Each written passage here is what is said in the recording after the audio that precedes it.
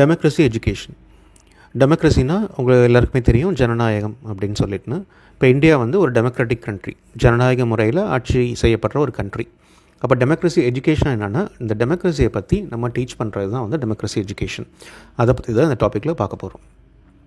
So what is democracy education?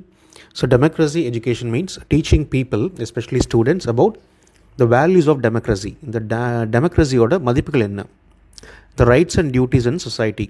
ஒரு democratic கண்ட்ரியில் இருக்கும்போது ஒருத்தருடைய ரைட்ஸ் அண்ட் டியூட்டிஸ் என்ன இந்த சொசைட்டிக்காக, how to participate in democratic processes.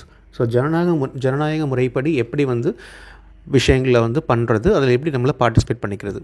how to respect others' opinions and diversity. மற்றவங்களோட ஒப்பீனியனை வந்து எப்படி மதிக்கிறது, வேற்றுமையில் ஒற்றுமை. ஸோ நம்ம எல்லாருமே டைவர்ஸாக இருக்கும் அப்படின்றத புரிஞ்சுக்கிட்டு அதில் ஒன்று சேர்ந்து இருக்கிறது. ஸோ இது எல்லாம் தான் வந்து ஃபார்மலாக டீச் பண்ணுறதுக்கு பேர் தான் வந்து டெமோக்ரஸி எஜுகேஷன். இதில் இருக்கிற இம்பார்ட்டன்ட் ஐடியாஸ் என்னென்னு பார்த்தோம்னா, it is life long. Democracy எஜுகேஷன்றது ஜஸ்ட் ஸ்கூலில் சொல்லி கொடுத்துட்டு அதோட முடிகிறதில்ல, அது லைஃப் ஃபுல்லாகவே அது கண்டினியூ ஆகணும் அந்த learning. It must cross all subject. Just political science அதில் மட்டும் இதை பற்றி பேசாமல் ஹிஸ்ட்ரி, லிட்ரேச்சர், ஆர்ட்ஸ் எல்லாத்துலேயுமே வந்து இந்த டெமோக்ரஸி எஜுகேஷன் வந்து கொடுக்கப்படணும். It depends on the country's political system and culture. There is no one size fits all method. So இந்த டெமோக்ரஸி எஜுகேஷன் எப்படி இருக்கணும் அப்படின்றதுக்கு அந்த கண்ட்ரியோட பொலிட்டிக்கல் சிஸ்டமும் ஒரு முக்கியமான பங்கு வகிக்கும். அதை டிபெண்ட் பண்ணி தான் என்ன சொல்லி கொடுக்கப்படுது அப்படின்றது டிசைட் பண்ண முடியும். அதே மாதிரி அந்த நாட்டோட கல்ச்சர் என்ன, அதை பேஸ் பண்ணி தான் என்ன மாதிரியான விஷயங்கள் இந்த டெமோக்ரஸி எஜுகேஷனை சொல்லிக் கொடுக்கப்படும் அப்படின்னு சொல்லி முடிவு பண்ண முடியும். பொதுவாக இதுதான் கவர் பண்ணணும் அப்படின்னு நம்ம சொல்ல முடியாது. Class room environment must be democratic. இதெல்லாம் டீச் பண்ணணுன்னா ஃபஸ்ட்டு கிளாஸ் ரூமில் அந்த டெமோக்ராட்டிக்காக இருக்கிற அந்த ஃபீலிங்கை வந்து ஸ்டூடெண்ட்ஸ்க்கு கொடுக்கணும். அப்போது என்ன மீன் பண்ணுறாங்க, கிளாஸ் ரூம் வந்து டெமோக்ராட்டிக்காக இருக்கணும்னா student should feel free, equal and heard. ஒரு ஜனநாயக நாட்டில் எப்படி வந்து நம்ம எல்லோரும் ஃப்ரீயாக இருக்கணும், எல்லோரும் சரிசமாக மதிக்கணும், நம்மளுடைய குரல் வந்து எல்லோரும் கேட்கணும் அப்படின்னு நம்ம விரும்புகிறோமோ, அதே மாதிரி தான் கிளாஸ் ரூமில் டெமோக்ராட்டிக் வேயில் கிளாஸ் ரூம் நடந்ததுன்னா இந்த ஃபீலிங் எல்லாத்தையும் நம்ம வந்து ஸ்டூடெண்ட்ஸ்க்கு கொடுக்கணும். ஸோ அவங்களுக்கு அந்த they should feel free, equal and be heard. So இந்த டெமோக்ரஸி எஜுகேஷன் எங்கேருந்து வந்துச்சு அப்படின்னு பார்த்தோம்னா, 94 international conference on education Geneva அது கண்டக்ட் பண்ணாங்க, யுனெஸ்கோ கண்டக்ட் பண்ணது. அதில் என்ன முடிவு பண்ணுறாங்கன்னா, நம்ம இந்த பீஸ் பற்றி பேசுகிறோம், ஹியூமன் ரைட்ஸ் பற்றி பேசுகிறோம், டெமோக்ரஸி பற்றி பேசுகிறோம், சஸ்டைனபிள் டெவலப்மெண்ட் பற்றி பேசுகிறோம். ஆனால் இது எல்லாத்த பற்றியும் நம்ம தனித்தனியாக பேசிகிட்டு இருக்கோம். ஆனால் ரியாலிட்டி பார்த்தோம்னா இது எல்லாமே ஒன்றுக்கு ஒன்று தொடர்புடையது. ஸோ இதை ஒன்றையும் தனித்தனியாக ப்ரொமோட் பண்ணோம்னா அது ஒர்க் அவுட் ஆகாது. அப்போது இது எல்லாத்தையும் சேர்த்து நம்ம ஒன்றா ப்ரொமோட் பண்ணணும். ஏன்னா இது எல்லாமே இன்டர் கனெக்டட், ஒன்று இல்லாமல் இன்னொன்று இருக்கிறதுக்கு வாய்ப்பு இல்லை. அப்போது இது எல்லாத்தையும் சேர்த்து ப்ரொமோட் பண்ணணும் அப்படின்னு முடிவு பண்ணி தான் இந்த டெமோக்ரஸி எஜுகேஷன்ற ஒரு கான்செப்டையும் கொண்டு வராங்க. ஸோ அதனால தான் பார்த்திங்கன்னா இந்த human rights education, democracy education, sustainable development பார்த்துருப்பீங்க, நிறையா கோல்ஸ் இருக்கும், யூஎன் கொடுத்துருப்பாங்க, பீஸ் எஜுகேஷன். ஸோ இதெல்லாமே வந்து ஹேண்ட் இன் ஹேண்ட் வந்து ட்ராவல் பண்ணணும். ஸோ அப்போ அது எஜுகேஷன்லேயும் வந்து இது எல்லாத்தையும் சேர்த்து தான் சொல்லிக் கொடுக்க முடியும். ஸோ இப்போ சில எக்ஸாம்பிள்ஸ் பார்க்கலாம், எப்படி வந்து ஸ்கூலில் வந்து டெமோக்ரஸி சொல்லிக் கொடுக்குறாங்க அப்படின்னு சொல்லிட்டு. ஒன்று வந்து குரூப் டிஸ்கஷன். ஸோ குரூப் டிஸ்கஷனில் பார்த்திங்கன்னா எல்லோரும் ரவுண்டாக உட்காந்துட்டு ஒரு டாபிக் கொடுத்துருவாங்க, எல்லோரும் அவங்களுக்கு மனசில் தோணுதை பேசணும்.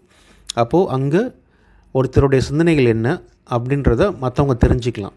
அதே மாதிரி எப்படி வந்து அந்த சிந்தனைகள் மாறுபடுதுன்னு தெரிஞ்சுக்கலாம். ஒருத்தர் ஒரு விஷயத்தை பற்றி அவரோட கருத்து சொன்னாங்கன்னா இன்னொருத்தர் அதே விஷயத்தை பற்றி கம்ப்ளீட்டாக ஆப்போசிட் கருத்து சொல்லலாம். அப்படி சொல்லியும் ரெண்டு பேரும் சண்டை போடாமல் அதை அண்டர்ஸ்டாண்ட் பண்ணி புரிஞ்சிக்கலாம். ஸோ அப்போது இந்த குரூப் டிஸ்கஷன் வந்து பெரிய பங்கு வகிக்குது இந்த டெமோக்ரஸியை சொல்லித்தரத்துக்கு. அடுத்தது class room voting for decisions. இப்போ கிளாஸ் லீடர் சூஸ் பண்ணணும், இல்லை வேறு ஏதாவது டூர் போகிறதுக்கு எந்த இடத்துக்கு போகிறது. ஸோ அந்த மாதிரியான விஷயங்களுக்கெல்லாம் வந்து முடிவெடுக்கும் போது ஓட்டிங் ப்ராசஸ் ஃபாலோ பண்ணலாம். ஸோ அப்போது அது வந்து ஓட்டிங் உங்களுக்கு ஆல்ரெடி தெரியும், டெமோக்ராட்டிக் கண்ட்ரீஸில் அது வந்து way of electing the politicians, ஆட்சியாளர்கள், கவர்மெண்ட் யார் ஃபார்ம் பண்ணுறது அப்படின்றதுக்கு. ஸோ அதே இதை வந்து நம்ம ஸ்கூல்லேயே சொல்லித்தரலாம்.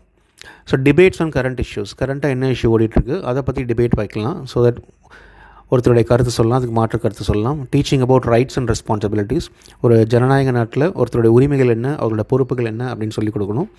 Encouraging students to help with social problems. So social ப்ராப்ளம்ஸை ஸ்டூடெண்ட்ஸ்ட்டை ஃபஸ்ட்டு கொண்டு வரணும், அதுக்கப்புறம் அவங்களால முடிஞ்ச ஹெல்ப்பை அதில் பண்ண வைக்கணும்.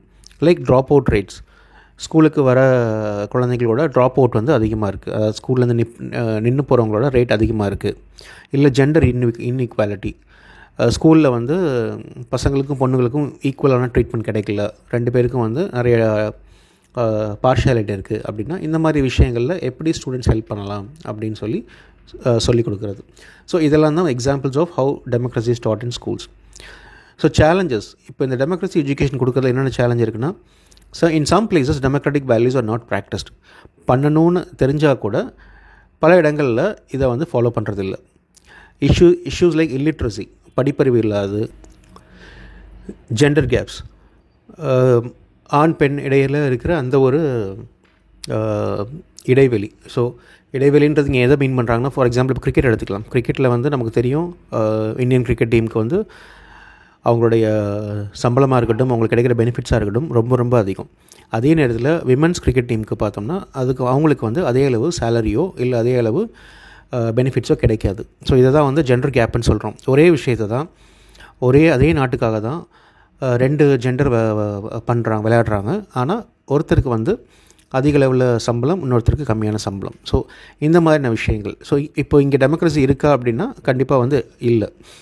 And lack of access to education must be addressed. So படிப்பறிவு இல்லாமல் இருக்கிறது, படிப்பறிவு கிடைக்காமல் இருக்கிறது. ஸோ இதெல்லாம் தான் சேலஞ்சஸ்.